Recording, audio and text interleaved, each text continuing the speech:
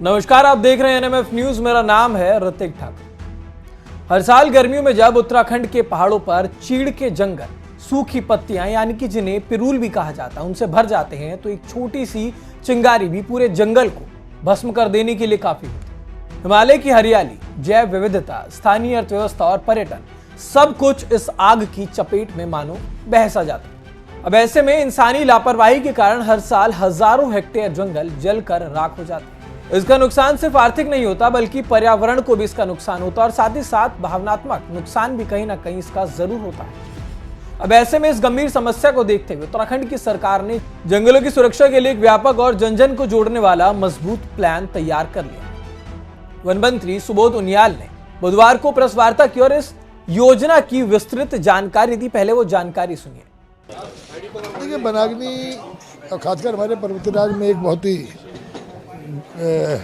उसको बहुत गंभीरता से विभाग लेता है और हमारा विभाग पूरी तरह से इसको लेकर अलर्ट मोड में है। और हमारा सबसे बड़ा प्रयास है कि जन सहभागिता के साथ वनाग्नि की घटनाओं पर किस तरह अंकुश लगाया जा सके। हम लोग इसीलिए लगातार पिछले 4 वर्षों से हमने प्रयास ये रहे हैं कि हम जन सहभागिता बढ़ाने के लिए विभाग में हमने आम आदमी के प्रति एक दोस्ताना नीतियाँ बनाने का काम किया, जिससे कि आम आदमी की आजीविका से विभाग पर निर्भर करे। और जब आदमी की वनों पर आजीविका निर्भर करेगी तो कहीं ना कहीं वो भी वनों को बचाने में अपनी भूमिका निभाएगा।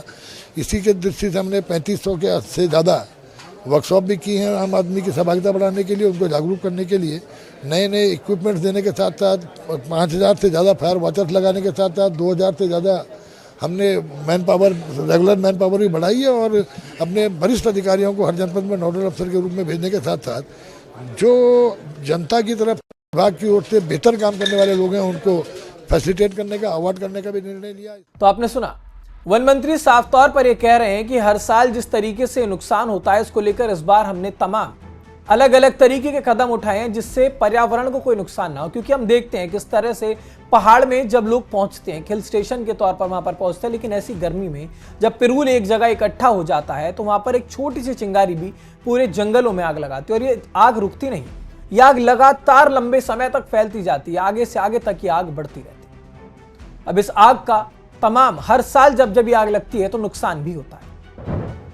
आग का सालाना नुकसान, वन विभाग के आंकड़ों के अनुसार पिछले कई वर्षों में औसतन 1000 से लेकर के लगभग 4000 हेक्टेयर जंगल प्रभावित होते हैं। आधिकारिक रूप से अगर माने तो नुकसान लगभग कुछ करोड़ रुपए में आका भी जाता है, लेकिन विशेषज्ञ का मानना है कि अगर मिट्टी की उर्वरता और पानी के स्रोत, जैव विविधता, कार्बन उत्सर्जन और पर्यटन पर पड़ने वाले प्रभाव को जोड़कर देखें तो वास्तविक नुकसान इससे बहुत ज्यादा तक बढ़ जाता है, जिसकी आकलन करने में भी शायद ये जो आंकड़ा हम आपको बता रहे हैं बहुत ज्यादा बढ़ जाएगा। अब इसी वजह से सरकार सिर्फ आग बुझाने तक सीमित नहीं है, बल्कि इस आग के लगने से पहले ही इसे रोकने की दिशा में अब सरकार लगातार काम कर रही है। वन मंत्री सुबोध उनियाल ने कहा है कि वनों को आग से बचाने में उल्लेखनीय योगदान देने वाले व्यक्तियों और समूहों को प्रोत्साहित करने के लिए बहुत बड़े फैसले लिए गए।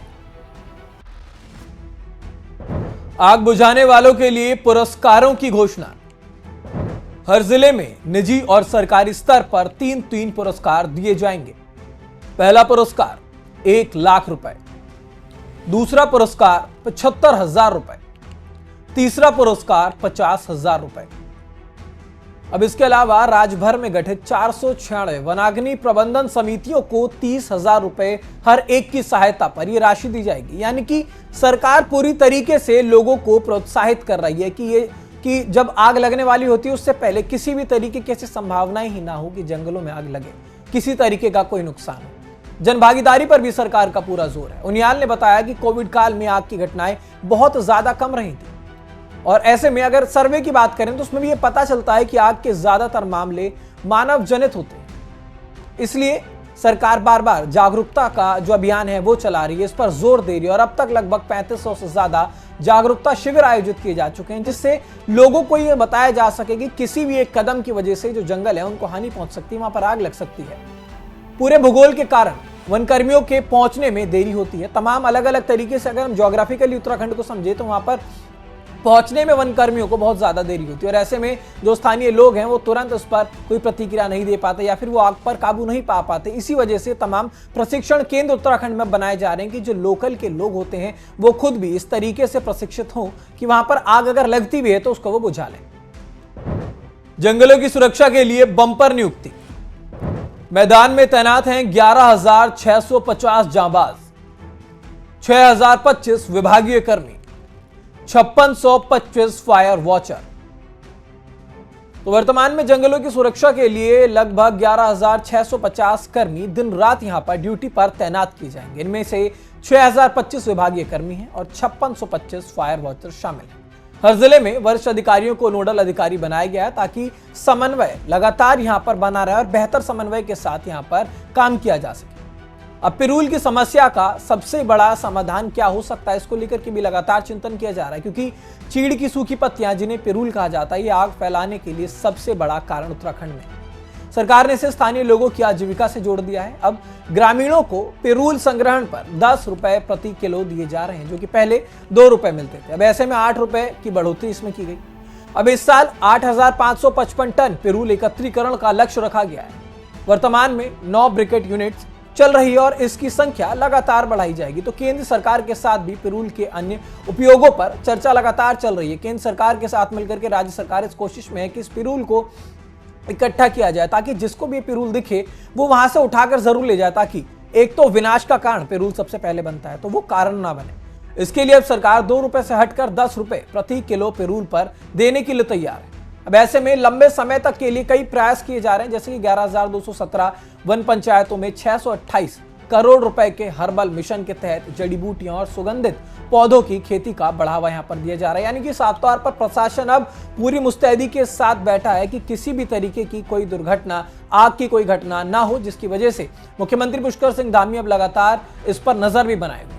इस पूरे समग्र प्लान की अगर बात करें तो ये साफ तौर पर झलकाता है कि मुख्यमंत्री पुष्कर सिंह धामी के नेतृत्व में उत्तराखंड सरकार पर्यावरण संरक्षण को केवल एक विभागीय मुद्दा नहीं, बल्कि पूरे विकास मॉडल का एक अहम हिस्सा मान रही है।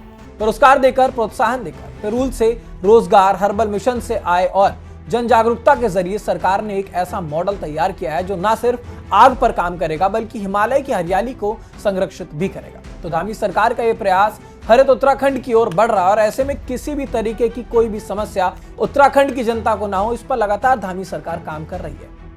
फिलहाल इस खबर पर आपकी क्या राय है, हमें कमेंट बॉक्स में जरूर बताइएगा। देश दुनिया की तमाम खबरों के लिए देखते रहिए NMF।